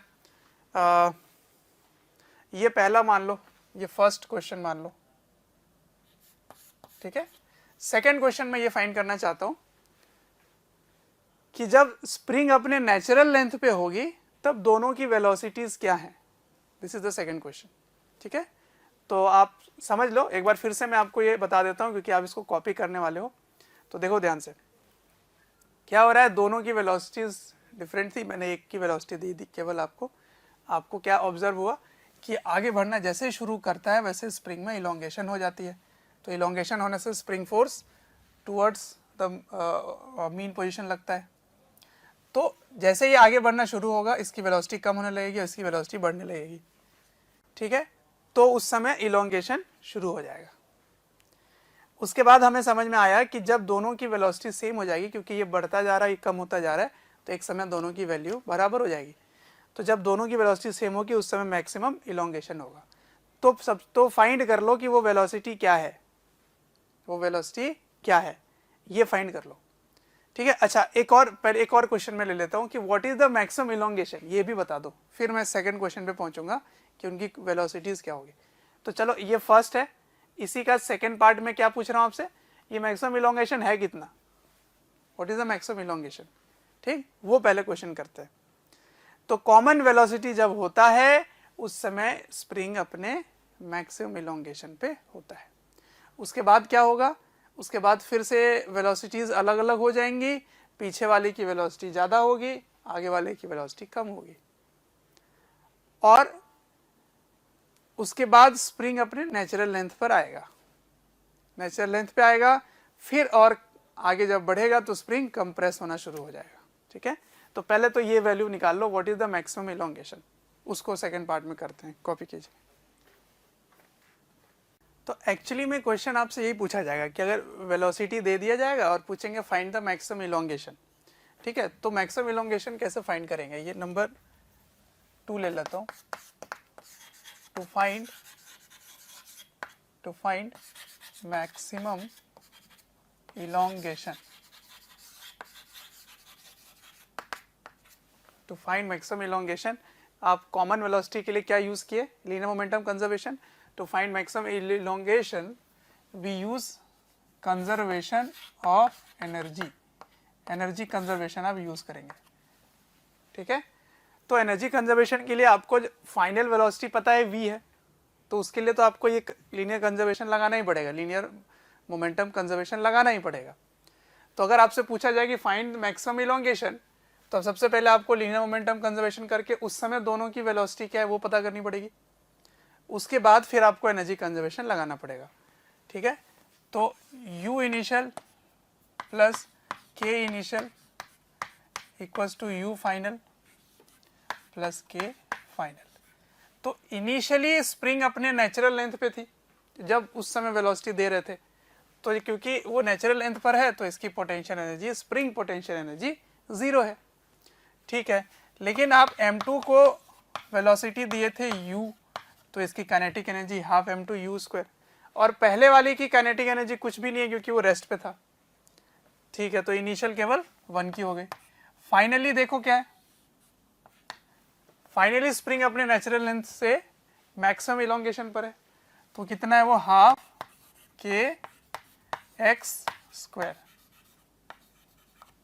ठीक है ना, प्लस काइनेटिक एनर्जी दोनों का क्या होगा, दोनों की होगी ना, दोनों मूव कर रहे हैं, ठीक है। तो half m1 v² plus half m2 v², ठीक है। ऐसे करना है आपको। लेकिन फाइनल जब तक वेलोसिटी आप नहीं निकालेंगे यहाँ कैसे रखेंगे, है कि नहीं। तो इसीलिए आपको लीनियर मोमेंटम कंजर्वेशन और एनर्जी कंजर्वेशन दोनों लगाना होगा, तब आप मैक्सिमम इलोंगेशन स्प्रिंग का निकाल पाएंगे, ठीक है। तो आइए सॉल्व करते हैं क्या आता है। तो हाफ m2 कितना है, तो m2 है 4 kg, और कितने से ये चल रहा था, तो ये 10 मीटर पर सेकेंड से चल रहा था, उसका स्क्वायर हो गया तो 100 हो गया।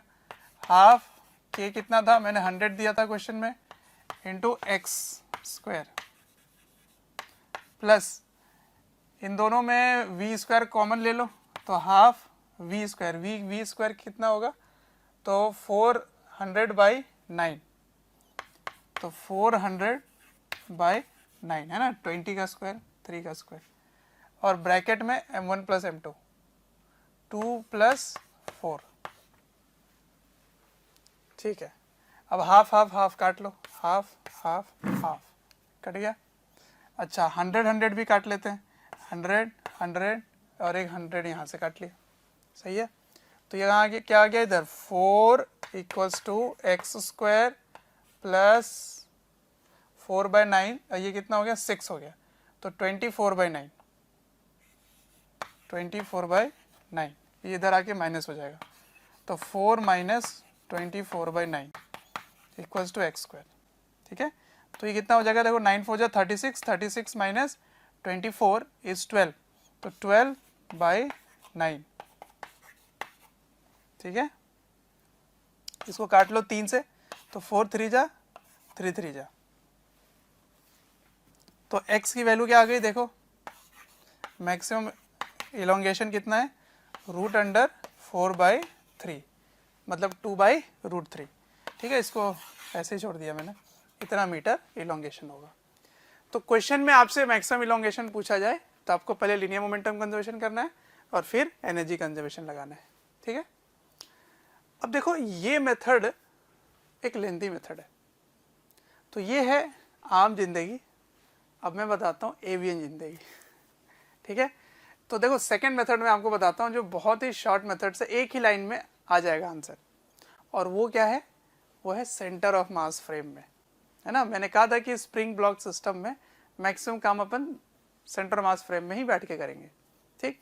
तो वहाँ देखना सिंपल एक लाइन में आंसर आ जाएगा, इसको कॉपी कीजिए, बताता हूँ। चलिए तो मेथड 2 की तरफ बढ़ते हैं, ऑल्दो दोनों आना चाहिए आपको, ठीक है, तो उसको भी नहीं भूलना है, बट समझना है कि एडवांटेज कहाँ हम उठा सकते हैं। तो अगर आपसे पूछा जाए कि मैक्सिमम इलोंगेशन क्या है, आपसे ये नहीं पूछ रहे हैं कि जब मैक्सिमम इलोंगेशन है तब दोनों की वेलोसिटीज़ क्या है, ये नहीं पूछ रहे हैं। अगर सिर्फ मैक्सिमम इलोंगेशन पूछ रहे हैं अगर सिर्फ, तो आप पहुंच जाओगे सेंटर ऑफ मास फ्रेम में। तो उसके पहले मैं आपसे एक पॉइंट यहाँ पे जानना चाहता हूँ कि स्प्रिंग में जो इलोंगेशन है, दैट इज जो एक्स मैक्स है, इलोंगेशन जब भी स्प्रिंग में इलोंगेशन होता है, क्या वो फ्रेम डिपेंडेंट होता है, मतलब आप कहाँ से बैठ के देख रहे हैं, क्या उस पर डिपेंड करेगा कि स्प्रिंग में कितनी इलोंगेशन हुई है, तो आंसर इज नो। आप कहीं भी बैठकर देखो, चलते हुए गाड़ी में, एक्सेलरेटेड गाड़ी में, रुके हुए में, ग्राउंड से कहीं भी देखोगे, तो स्प्रिंग में जितना ही भी खिंचाव हुआ है या दबाव हुआ है, कंप्रेशन या इलोंगेशन हुआ है, वो वैल्यू वही रहेगी चाहे आप जहां से देखो। कारण ये है कि इलोंगेशन जो होता है ना, इलोंगेशन वो स्प्रिंग के 2 पॉइंट के बीच का डिस्टेंस ही तो होता है ना। आपका नेचुरल लेंथ था यहां तक, मान लीजिए L0, और अब इसकी लेंथ हो गई L0 + x मैक्स, तो फिर आपने क्या किया, 2 पॉइंट के बीच का डिस्टेंस ही तो लिया, यही तो लिया x मैक्स। तो किसी भी 2 पॉइंट के बीच का डिस्टेंस इस पे डिपेंड नहीं करता कि आप कहां से देख रहे हैं, 2 पॉइंट का डिस्टेंस, ठीक है। तो सपोज मैं यहां से देख रहा हूं, तो यहां से मैं देखूंगा तो ये वाला पॉइंट मेरे लिए कुछ और डिस्टेंस पे होगा, ये वाला पॉइंट कुछ और डिस्टेंस पे होगा, लेकिन उनका जो डिफरेंस है वो वही रहेगा, मतलब इसके कोऑर्डिनेट्स जो हैं वो अलग अलग होंगे। अगर मैं यहां से देखता हूं, मेरे लिए ओरिजिन ये हो गया, ठीक है, तो इसका कोऑर्डिनेट अलग अलग होगा इन दोनों का, लेकिन उनके बीच का डिस्टेंस जो आया वो वही आएगा। अगर मैं यहां से देखता, इस जगह से मेरा यहाँ पे अगर ओरिजिन हो गया तो इसका फिर x और y इन दोनों का अलग अलग होगा, पर इनके बीच का डिस्टेंस वही रहेगा। कहने का मतलब ये है कि चाहे आप ग्राउंड फ्रेम से स्प्रिंग की इलोंगेशन स्टडी करें या आप सेंटर ऑफ मास फ्रेम में बैठ के स्प्रिंग की इलोंगेशन स्टडी करें, दोनों में x की वैल्यू वही होगी। लेकिन क्या वेलोसिटी की वैल्यू वही होगी, क्या काइनेटिक एनर्जी की वैल्यू वही होगी, answer is no. Kinetic energy frame dependent होता है, मैंने आपको पहले भी बता रखा है। क्योंकि वेलोसिटी फ्रेम डिपेंडेंट होता है। तो आप अगर सेंटर ऑफ मास फ्रेम में बैठ के देखेंगे तो काइनेटिक एनर्जी कुछ और ही आएगा, लेकिन पोटेंशियल एनर्जी में चेंज नहीं आएगा। ठीक है, क्योंकि पोटेंशियल एनर्जी में चेंज जो होता है वो सिर्फ इनिशियल और फाइनल के बीच के डिस्टेंस पे ही डिपेंड करता है, चाहे वो पोटेंशियल एनर्जी की बात करो या स्प्रिंग पोटेंशियल एनर्जी की बात करो, चाहे वो ग्रेविटेशनल पोटेंशियल एनर्जी की बात करो या स्प्रिंग पोटेंशियल एनर्जी की बात करो। वो सेंटर ऑफ मास फ्रेम से देखो या ग्राउंड के फ्रेम से देखो, स्प्रिंग पोटेंशियल एनर्जी में कोई चेंज नहीं आएगा, ग्रेविटेशन पोटेंशियल एनर्जी में चेंज नहीं आएगा। ठीक है, तो मैं इसको स्टडी करता हूं with respect to centre of mass. ठीक है, आप एनर्जी कंजर्वेशन लगा रहे हैं, सिंपल एक लाइन की बात कर रहा हूं मैं। तो मेरे लिए इनिशियल सिचुएशन क्या है बच्चों? इनिशियल सिचुएशन है कि ये u इक्वल्स टू 10 से चल रहा है। ठीक है, और इसका मास क्या लिया था मैंने? 4 kg लिया था m2, और ये m1 2 kg लिया था। ये है आपका इनिशियल, और ये अपने नेचुरल लेंथ पर है। और अब है फाइनल। फाइनल में यहां पे कर देता हूं ऐसे। ठीक है, दोनों की वेलोसिटीज कॉमन है और ये L0 प्लस एक्स मैक्स है। ठीक, लेकिन आप कहाँ स्टडी कर रहे हो? सेंटर ऑफ मास में बैठकर स्टडी कर रहे हो, सेंटर ऑफ मास फ्रेम में स्टडी कर रहे हो। ठीक, तो आप एनर्जी कंजर्वेशन लगा रहे हैं, तो U initial plus K initial equals to U final plus K final. अब क्योंकि स्प्रिंग अपने नेचुरल लेंथ पर है यहाँ पे, तो इसकी ये एनर्जी तो जीरो हो गई। अब काइनेटिक एनर्जी ऑफ सिस्टम लिखोगे सेंटर ऑफ मास फ्रेम में, तो मैंने आपको फॉर्मूला पहले ही बता रखा है कि kinetic energy of system in centre of mass frame क्या होता है? Half mu v relative square. तो इन्हीं सब सवालों के लिए मैंने आपको पहले डिराइव करके रख दिया है। म्यू क्या लिखोगे? Half m1 m2 by m1 plus m2 into v relative क्या होगा? तो अपना जो भी डिफरेंस आएगा। ठीक है, तो उसका तो वेलोसिटी जीरो है, तो केवल और केवल u हो गया, तो u माइनस जीरो का स्क्वायर आ जाएगा। ठीक है, तो लिखेंगे हाफ m1 m2, तो m1 क्या है? 2, m2 क्या है? 4 बाय m1 प्लस m2 हो गया 6 इंटू वी रिलेटिव कितना है? 10 माइनस जीरो, ये तो चल ही नहीं रहा, तो 10 माइनस जीरो का होल स्क्वायर। फाइनली ये सिचुएशन है ना, फाइनल सिचुएशन ये है।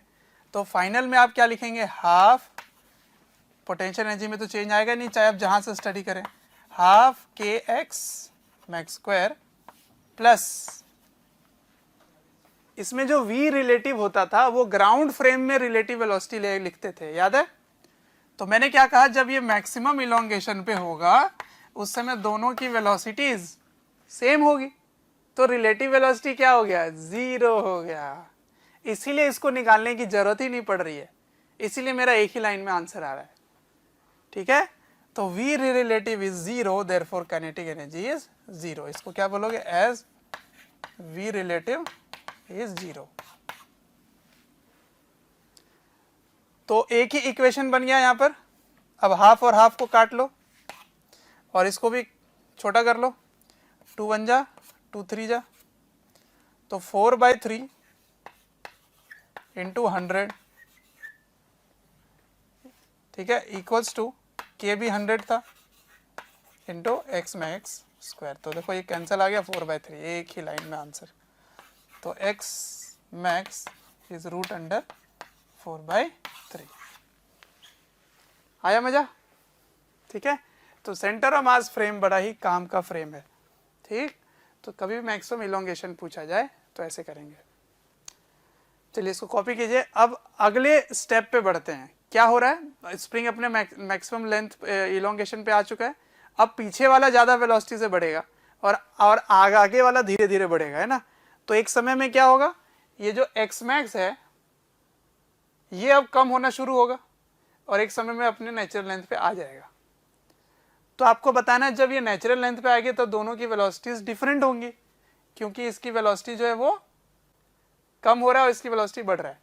तो नेक्स्ट क्वेश्चन मैं ये कराना चाहता हूँ कि दोनों की वेलोसिटी क्या होगी उस समय जब स्प्रिंग अपने नेचुरल लेंथ पे होगी। ठीक है, इसको कॉपी कर लो। बच्चों, अगर हमारे वीडियोस आपको पसंद आते हैं, आपको हमारी जो मेहनत है वो आपको अच्छी लगती है, तो आप हमारे वीडियोस को ज़रूर लाइक करें और शेयर करें। शेयर इसलिए मैं करने बोल रहा हूँ क्योंकि आपके शेयर करने से ज़रूरतमंद बच्चों तक ये वीडियोस पहुँच सकता है, जिनको एक पर्टिकुलर टॉपिक काफ़ी वीक लग रहा है या एक ऐसा चैप्टर है जिसके बारे में एक पर्टिकुलर टॉपिक उनको अच्छे से पढ़ना है, तो उन तक पहुँच सकता है ये। अंत में मैं आपसे यही कहना चाहूँगा कि आपके स्नेह, अफेक्शन, प्यार देखकर हमारी पूरी मोशन की टीम काफ़ी मोटिवेटेड है आपको क्वालिटी कंटेंट देने के लिए।